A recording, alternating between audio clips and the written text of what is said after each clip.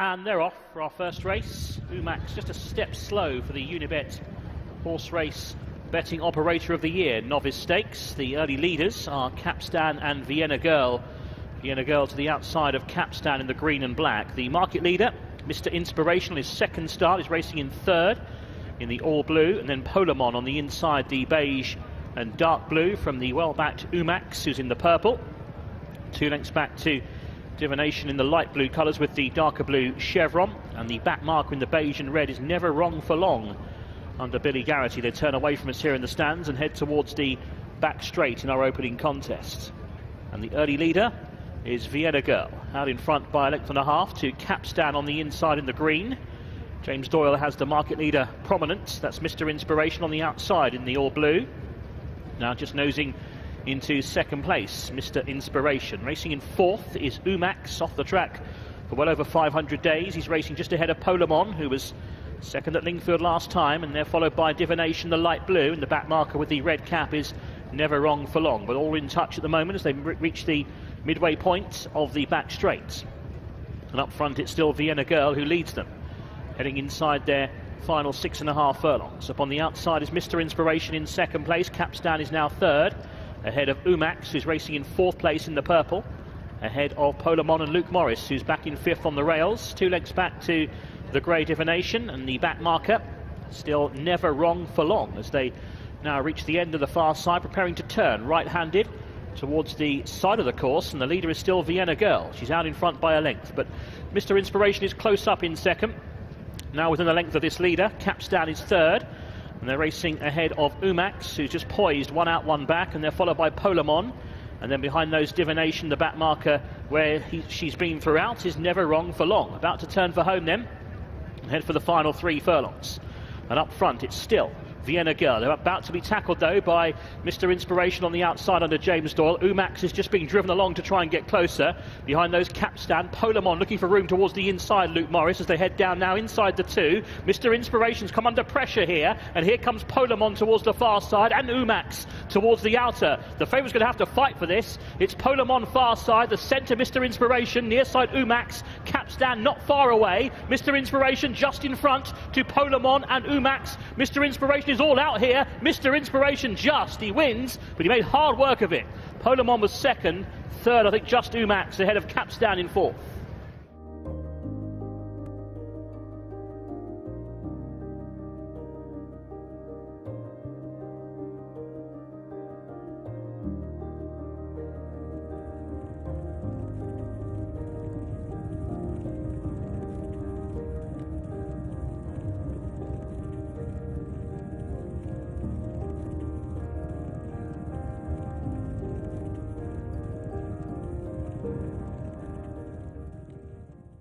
James, well done. You had a fight on your hands, but he's seen it out tough in the end. Yeah, you'd have to be pleased with him. Obviously, judging by the size of him, he's probably one of the biggest horses I've sat on the track, and he just about fits in the gates. So you can only imagine he's going to be much better or more suited to kind of more of a stamina test and getting out on some galloping tracks. Obviously, he's learnt a fair bit going around Wolverhampton, and he was very tractable around here tonight, but I think on more galloping tracks on turf would suit him a bit better. But he's passed his next stepping stone nicely, and I like the way they queued up, had a crack at him, and he showed a desire to keep his head in front, so it was good to see. What did you make of the pace of the race?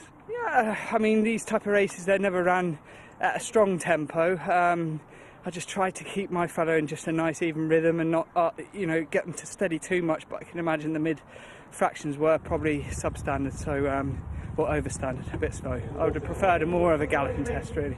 And as you said, when it came down to a bit of a sprinter in the home straight, your lad is a lot bigger than the others. He's a more resolute and robust character. It was going to be hard work for him. Yeah, exactly. Well, I thought he showed, like I say, he showed a good desire to keep his head in front, and that's half the battle, isn't it? As long as they've got that desire to win, it's always a bonus. Yeah.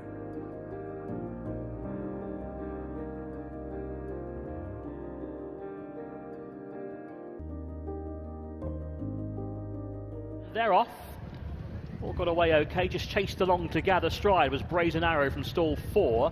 Right up with a pace out wide is Secret Stripper, the pink cap, the noseband, also 4 bearings up there as well, white and blue.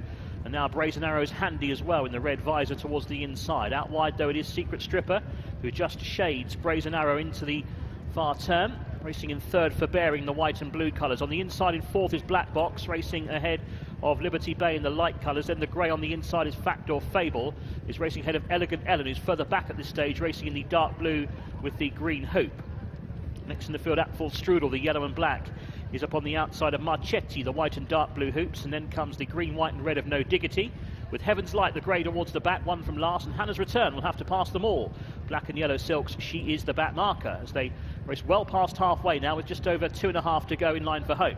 So up front it is Secret Stripper, who leads by a couple of lengths. Chased along by Sean Levy is for Bearing on the outside, the blue spots on the sleeves. Here comes Fact or Fable moving well towards the inside for Aidan Keeley. That's the grey. Marchetti is wider out. Extremely wide is Elegant Ellen as they head down inside the final furlong now.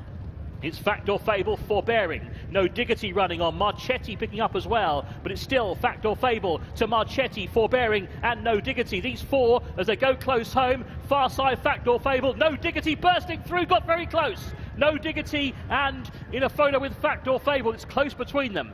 And they're ahead of Forbearing third and Marchetti in fourth. I think he may have got there. Luke Morris and No Diggity.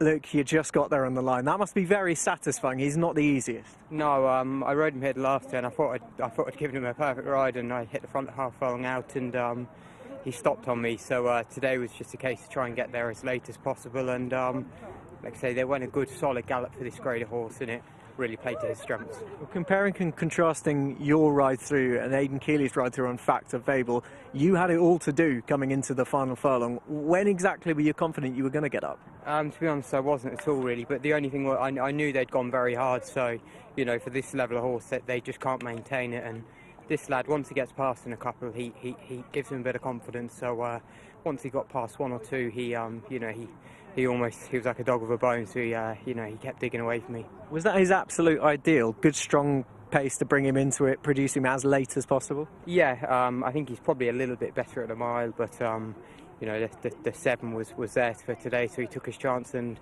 it's great for his owners are very enthusiastic, so it's great for them. He's provided him another winner. Job well done. Well done. Thank you.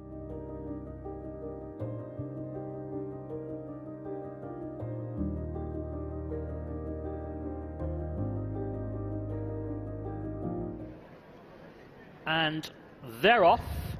Jumped away a bit slow as Sandy Paradise for the Unibet Extra Place offers every day handicap stakes, and also Ring of Gold just missed it at the back of the field. One that drops in behind as well is First Company. Early speed Satin Snake, yellow and green. Also towards the inside Sir Titan, the blue and beige. 3 wide Ostilio, the noseband, light blue sleeves, is pressing forward too. One that's quite keen is Los Camachos.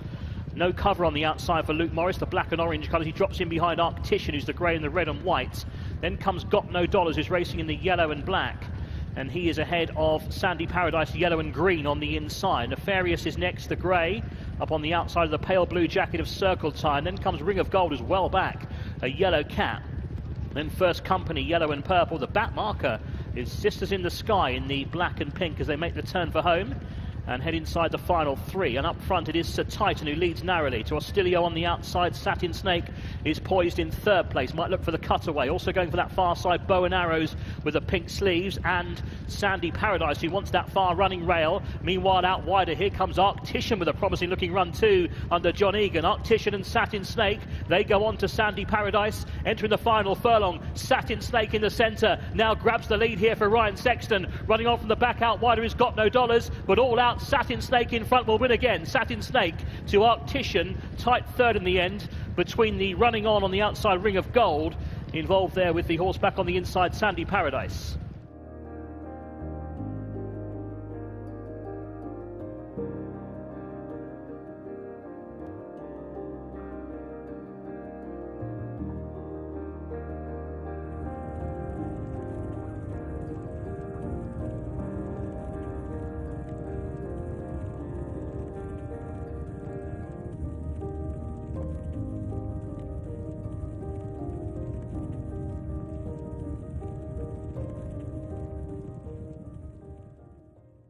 Another win at Kempton for Saturn Stake. Ryan Sexton, the winning jockey. Talk me through your run. Yeah, no, look, it worked out perfect. It was a hot race coming into. Myself and Adrian, we thought if we can get him in the right place and get him to run his true race, he's always seemed to run a genuine race around here. He loves it around here. It just worked out today and he's done it nicely again. You looked like you had the perfect position just in the box seat in behind. No better place to be with him. Yeah, no, even when I won on him the last time I was here, he had box seat the whole way around. He just loves travelling and coming into the race late and passing slow horses, and it all worked out today. Fair dues to him, and he's put his head down and he's done it well. Anything in particular at Kempton that he responds to so much? He just goes particularly well around here. I say probably Wolverhampton, probably just a bit too sharp for him. He's one where he more or less needs a fair run race. Newcastle, you never know how the pace is going to go, but we're here, we seem to notice with him, they always go a nice genuine pace, and it's just easy to get him into a race because he does take a small bit of winding up, but no, he shows it well here and he enjoys it here.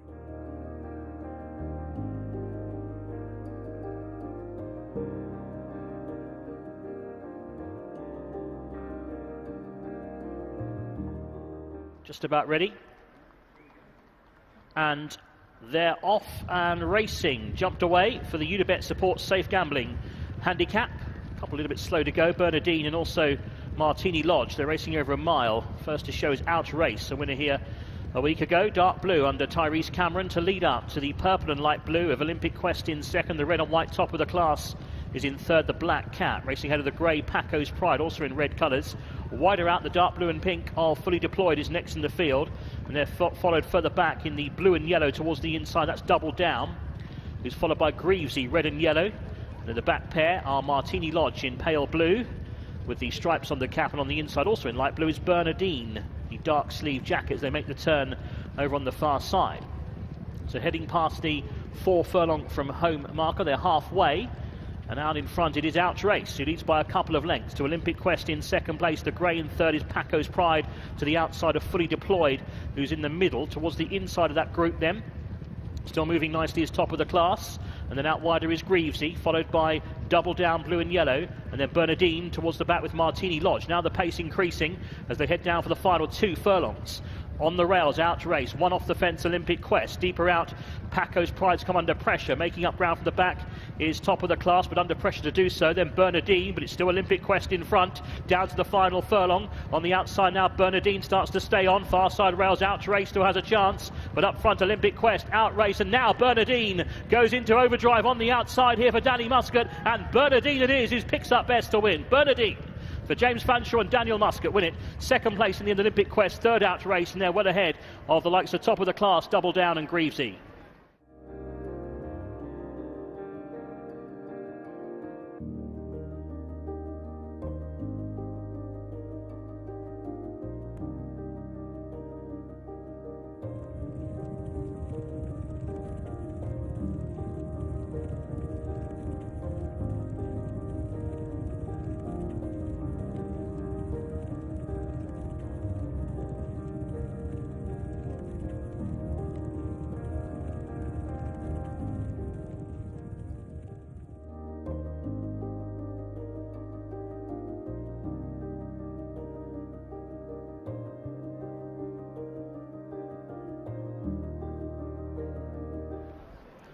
And they're off.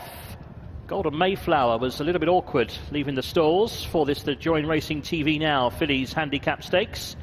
Dismissed at a fraction, Golden Mayflower. The early pace with Rubina Rose is quite keen in front, the yellow and black. She takes them along by a couple of lengths to third batch in the white and red in second. Rueful in third, dark blue sleeves, an orange cap. And then the dark blue and white checks of Light Ship, a green cap is on the outside. And the back marker after a slow start, Golden Mayflower, green and yellow under Frederick Larson. The leader still going keenly, Rubina Rose. Off the rails under Jimmy Quinn. Yellow and black silks to Luke Morris in second on third batch in the white and red. Rueful is anchored in third place on the inside. So that one's outer is Light Ship under double seeking Danny Muscat, and the back marker is Golden Mayflower as they head towards the turn inside the final half mile, turning right-handed back towards the home straight. Then the pace now begins to increase. It's Rubina Rose out in front by 2 lengths to third batch in second place. Rueful is alongside Light Ship. They are third and fourth, and the back marker who'll have to pass them all is Golden Mayflower around the home turn.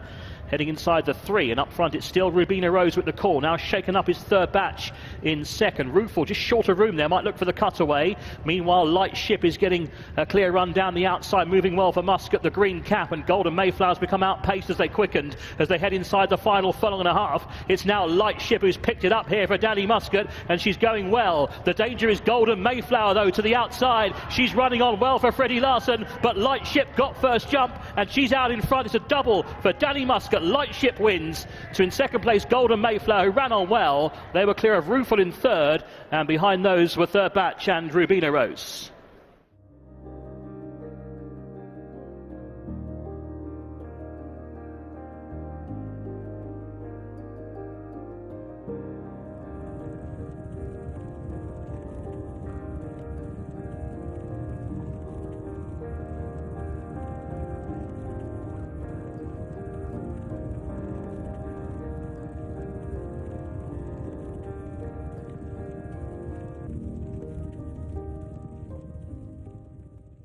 Danny, great double in the night. Let's take them in the colours that you're wearing at the moment. It's done it really nicely. Yeah, she felt like she'd come forward a lot from that run at Lingfield. Probably coming to a more galloping tracks helped her as well, and Kevin's done a good job with her. Nice to get a win for her and connections with Mr. O'Connor. It didn't look like there was going to be much pace in the race. Ultimately, it probably worked out that way for the first half. What were your feelings going into it? Yeah, I had to use her a bit early in her race last time, and she just told on a bit late. So it was obviously a small field tonight, and Kevin said just give her a bit of a chance. And to be fair, she found a super rhythm upside the Eve Johnson Horton horse, and I was always pretty comfortable. And the two horses at the bottom of the handicap took us along. Didn't feel like we went mad, but I was always pretty comfortable. And she got a nice breath of air into herself at the bottom of the straight and picked up nice. Yeah, she travelled into it really sweetly. It was noticeable how much better you were going than the others. Yeah, it just felt those two folded up quite quick in front of me. I'd have liked to have had a leader for a little bit longer, but she went up through her gears nice and smooth, and then just had a bit of a look when she got there, but stuck her head down again when she felt the Amy Murphy filly come to the outside. Slightly different ride with Bernadine. Pretty much almost a carbon copy in a way of the win the time before as well. She's a filly going places for this kind of grade. Hopefully, yeah. Really nice to get a win for get her to win again for Mr. Boyd Rochford. He's been very patient with her, and no, she's struck a good vein of form, and she's not over big, but she's tough, and no, she did it well. They went a bit quicker tonight, and I was surprised that as soon as I turned in, the whole field in front of me went left looking for runs, and I was able to scoot up the inside, and she knuckled down well, and hopefully she can keep improving. And she's not had a massive amount of racing in the context, and these types of races are just made for horses like her. Yeah, she was notably more professional tonight, so hopefully that stands her in good stead. Well done, Danny. Cheers. Pick up.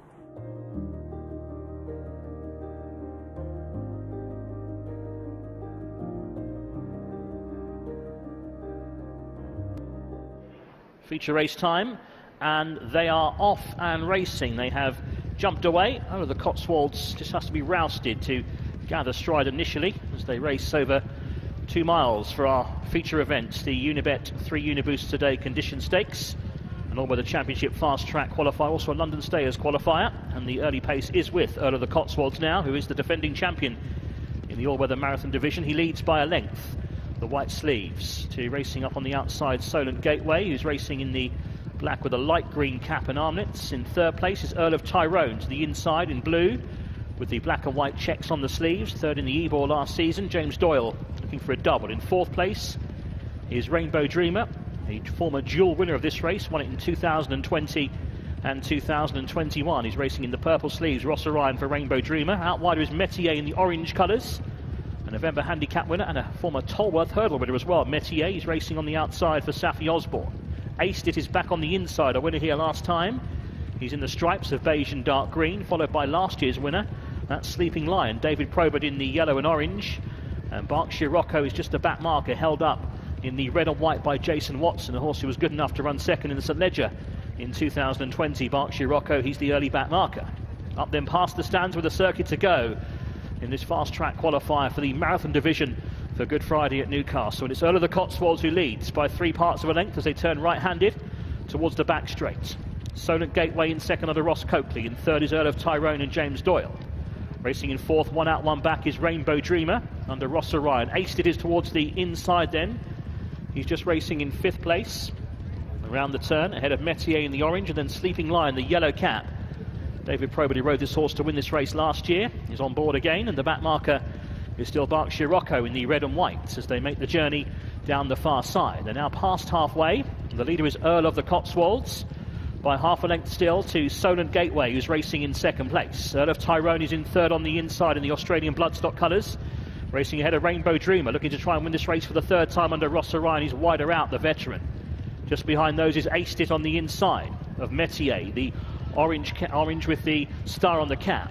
The back duo, both being held up, are Sleeping Lion and Berkshire Rocco. Near the end now, the back straight about to turn. Right-handed back towards the side of the course. And it's Earl of the Cotswolds in front still by one length. To Solent Gateway a clear second. In third is Earl of Tyrone. Racing in fourth is Rainbow Dreamer. In fifth is Aced It. Then Metier. Sleeping Lion still being held up, and no move yet either from Jason Watson on Berkshire Rocco. Around the home turn they go, heading for the final 3 furlongs. It's still Earl of the Cotswolds out in front for Tom Quealy. To Solent Gateway in second. Earl of Tyrone in third. In fourth is Rainbow Dreamer as they turn into the straight. Earl of the Cotswolds just shaken up now from Solent Gateway. To the inside is Earl of Tyrone. Rainbow Dreamer's under a right. Aced It looking for room. Sleeping Lion appearing on the scene now towards the outside. Berkshire Rocco is widest of all. Metier is next. Several with a chance here. Solent Gateway, but the far side is Earl of Tyrone. And now Berkshire Rocco down the outside, but Earl of Tyrone it is who's quickening up for James Doyle and leads by a length to Berkshire Rocco in second. It's Earl of Tyrone who'll stamp his ticket for Newcastle on Good Friday. Earl of Tyrone wins, a double for James Doyle. Second for Berkshire Rocco. Third, Solent Gateway ran well. And then the inside was Earl of the Cotswolds.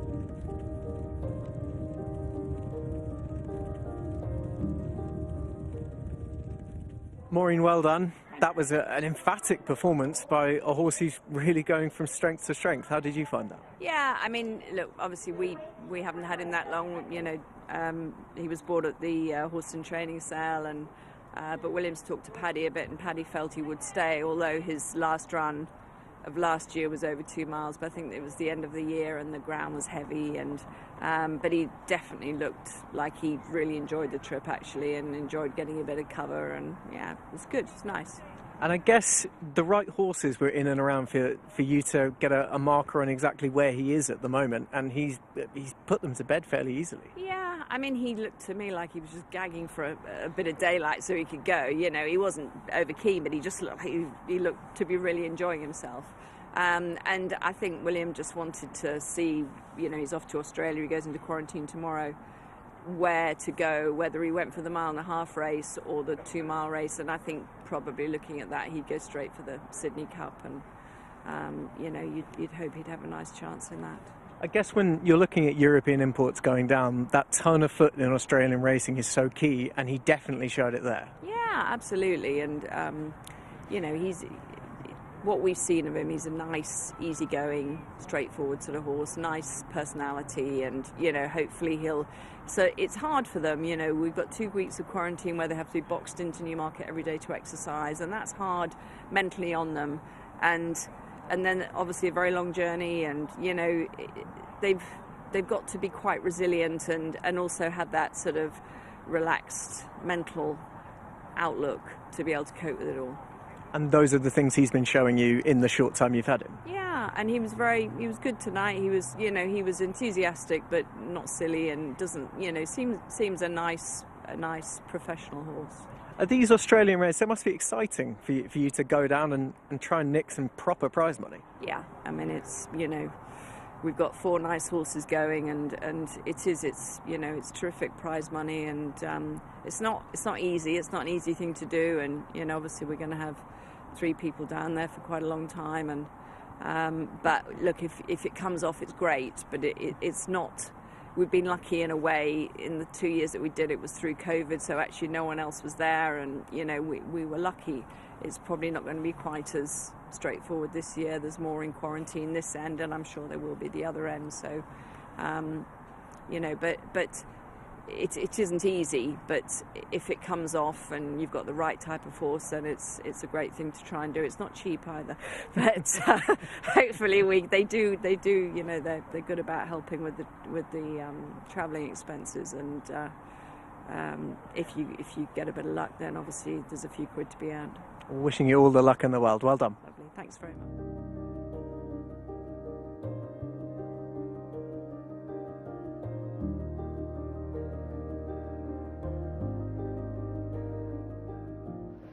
Mile and a half for our last, just over a lap of the track, and they're off and racing. A little bit messy for Cherwell leaving the stalls, just got slightly squeezed up on the inside. They race away for the Racing TV Classified Stakes over the distance of 1 mile and 3 furlongs, and it's Bella Colarossa who leads early on in the purple and orange colours. The outside Big Jimbo's improving in the yellow to come and get a view of the front. In behind them is Savoy Brown, the dark blue and pink, the pink cap, the first colours of Canis Bay Bloodstock. On the inside is the maiden Stranger Things, the light blue cap, white sleeves. Then Persian Wolf in the green, pink and purple silks. To that one's outside is Moon Over the Sea in the orange as they make the run down the back straight. Looking towards the back trio, Cherwell, that light beige jacket, light blue sleeves, is ahead of Acadian City, who's got pink sleeves and a blue cap. And the back marker being held up is Toy Box, maroon jacket, green sleeves and a white cap for that one. Heading down the far side then, and the leader is Bella Colarossa, the mare. She's out in front by 1 length to Big Jimbo in second in the yellow for Reese Clutterbuck. Racing in behind them is Stranger Things, a light blue cap for Luke Morris in third. 4th place for Savoy Brown, the pink cap on the outside. And then the headgear of Persian Wolf on the inside with the noseband is ahead of Moon Over the Sea in the orange silks. And then Cherwell, who's back on the inner. The white-faced Acadian City is caught deeper out, and the back marker remains Toy Box, the mare, jockey with the white cap, as they continue their journey then towards the turn, right-handed to the side of the course in the final half mile. Still Bella Colarossa, she leads by a neck, although Big Jimbo is now getting appreciably closer on the outside. Back on the inner is Stranger Things, 1 out, 1 back is Savoy Brown. Niggled along then is Persian Wolf on the inside of Moon Over the Sea, who's improving. Also nudged along is Acadian City on the outside of Cherwell. And last of all is Toy Box, turning for home inside the 3. It's still Bella Colarossa with the fractional advantage to Big Jimbo the yellow. Stranger Things going towards the far side. And then comes Savoy Brown. Moon Over the Sea, every chance is a bit wider out as they head inside the 2. The yellow of Big Jimbo now has joined Bella Colarossa. Here comes Savoy Brown, 3 wide, and Moon Over the Sea is going home strongly too. Out very wide for Ross Orion, and it's Moon Over the Sea who's picked up best and now starts to stride clear inside the final half furlong, and it's Moon Over the Sea who's bounding clear to win for Ross Orion and Tony Carroll. Second Big Jimbo, third will be Stranger Things, tight 4th between Savoy Brown and the running on Cherwell.